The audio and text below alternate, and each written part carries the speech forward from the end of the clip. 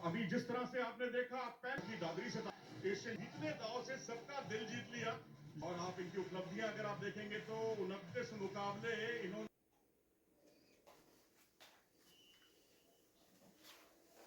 और इस तरह से हुआ इस मुकाबले का शुभारंभ। और यहाँ नेहा सांगवान जो कि चरखी दादरी के मिलानी गांव से आती हैं, काफी मैच्योर रेसलर हो गई हैं सारिका, ये मानना होगा। दिनों ही दिनों में जब आप अच्छा प्रदर्शन करते हैं, आपके प्रदर्शन में भी चार चांद लग जाते हैं। बिल्कुल मनोज, नेहा सांगवान की अब तक की उपलब्धियां हमें साफ दिखा रही हैं कि उन्होंने एक छोटी उम्र में कितना बेहतरीन परफॉर्म किया है। और अभी भी नेहा सांगवान कार्ला को पैसिव करने की पूरी कोशिश कर रही हैं।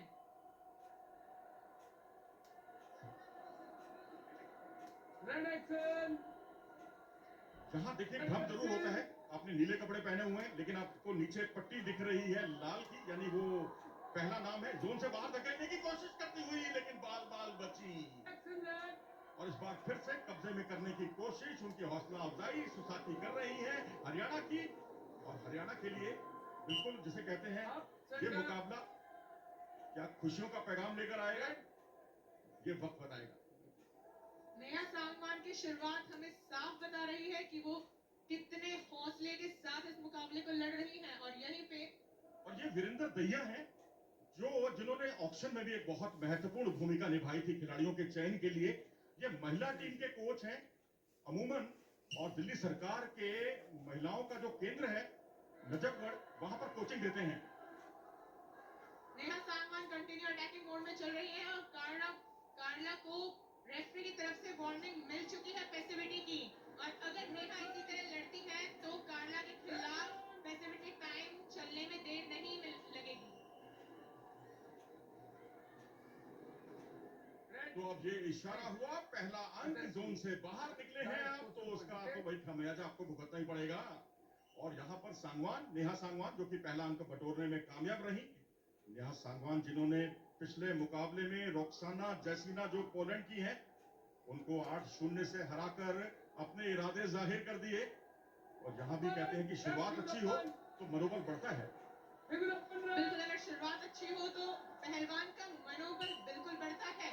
आपके अंदर एक पॉजिटिविटी आ जाती है कि आप उस पर शुरू से हैवी चल रहे हैं और आप ये मुकाबला जीतेंगे। और ये एक्टिविटी टाइम, जी हाँ, कार्ला के खिलाफ अब एक्टिविटी टाइम है। आंख में शायद कुछ उनके पड़ गया है, ऐसा लगता है। मुकाबला कुछ समय के लिए रुका हुआ था, फिर मुकाबला हुआ शुरू, उल्टी गिनती हो गई है शुरू। और यहाँ पर कार्ला को अंक बटोरना ही होगा। और यहाँ पर फट लगाने की कोशिश की खूबसूरती के साथ यहाँ पर, लेकिन कार्ला बाल बाल बची। गर्दन की गिरफ्त और ये पैरों की गिरफ्त को अपने कब्जे में किया है। हाथों की गिरफ्त छूट गई तो फिर बहुत मुश्किल होने वाली है।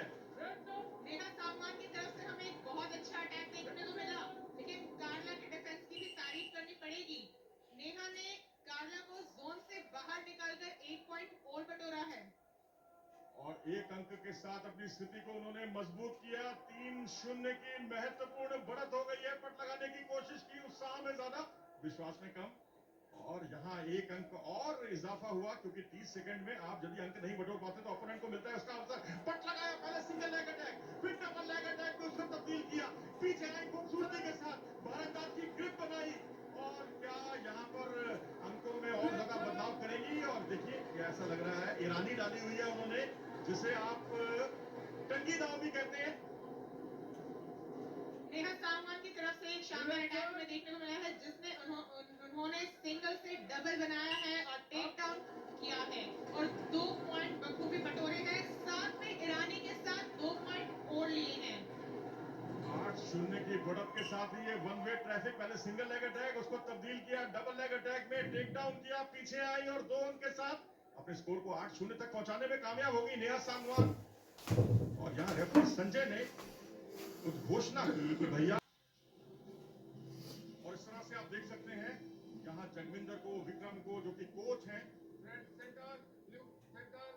उन्होंने हिदायत दी। और नेहा सांगवान एक नई ऊर्जा के साथ, किस तरह की हिदायत दी होगी उनको कि क्या करें अब वो? वैसे भी 8-0 की बढ़त है उनके पक्ष में। कोचेस ने पक्का उन्हें अटैकिंग खेलने की हिदायत दी होगी, क्योंकि नेहा एक अटैकिंग रेसलर है और जैसा कि आपने देखा है attack is the best defence. वहीं कार्ला को अगर जीतना है तो अब उन्हें अटैकिंग चलना होगा और साथ ही उनके लिए एक फायदा और हो सकता है पावर मिनट का। नेहा सांगवान उनको स्कोर लेने का मौका बिल्कुल नहीं दे रही है और उन्हें पैसिव करने की पूरी कोशिश कर रही है। पावर गेम है नेहा का और लेग अटैक बहुत अच्छे हैं, काउंटर अटैक बहुत अच्छे हैं। और अमूमन होता ये देखिए संजय जो है मुकाबले के रेफरी, उन्होंने कुछ हिदायत दी और उसके बाद फिर से मुकाबला शुरू कराया। तो मैं समझता हूँ सारिका, अगर आपके पास लेग अटैक है और काउंटर अटैक है तो इसका मतलब है कि आपका स्टेमिना भी जबरदस्त है। बिल्कुल, अगर आपके अटैक बहुत अच्छे हैं, आपके पास डिफेंस भी है, तो आपका स्टैमिना सच में बहुत अच्छा है। थोड़ी इंजरी की शिकार हुई है, मुकाबला कुछ समय के लिए रुका हुआ। हौसला जरूर बढ़ा रही है, पूरा जोशो खरोश उनमें देखने को मिलता है और ये नई ऊर्जा का संचार होता है। और ये देखिए चूकी थी यहाँ पर एक काउंटर अटैक का मौका था जो हाथ से जाता रहा। मैं समझता हूँ नेहा ने, मैं समझता हूँ कि अतिरिक्त जोखिम नहीं उठाया, डबल लेग अटैक किया खूबसूरती के साथ। क्या कुंदे उसका जवाब होगा? जी नहीं।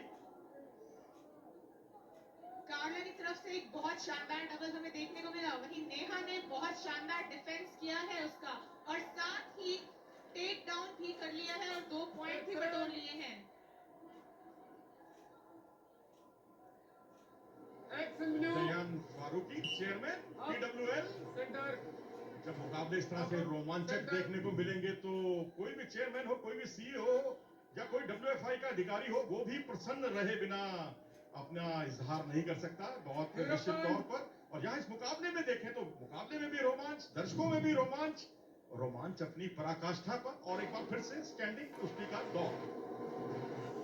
नेहा सांगवान अपनी फुल डोमिनेंस में दिख रही है, कार्ला को थोड़ा सा भी मौका नहीं दे रही है पकड़ बनाने का।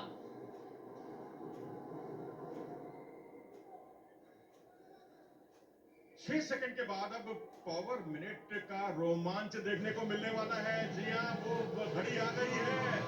क्या यहाँ पर कार्ला इसका फायदा उठा पाएंगी? नेहा को तो बहुत ज्यादा इसका फायदा उठाने का अवसर नहीं है, लेकिन यहाँ नेहा ने उल्टे दाव लगा दिया, पीछे आई और 2 अंक 4 अंकों में तब्दील हो गए।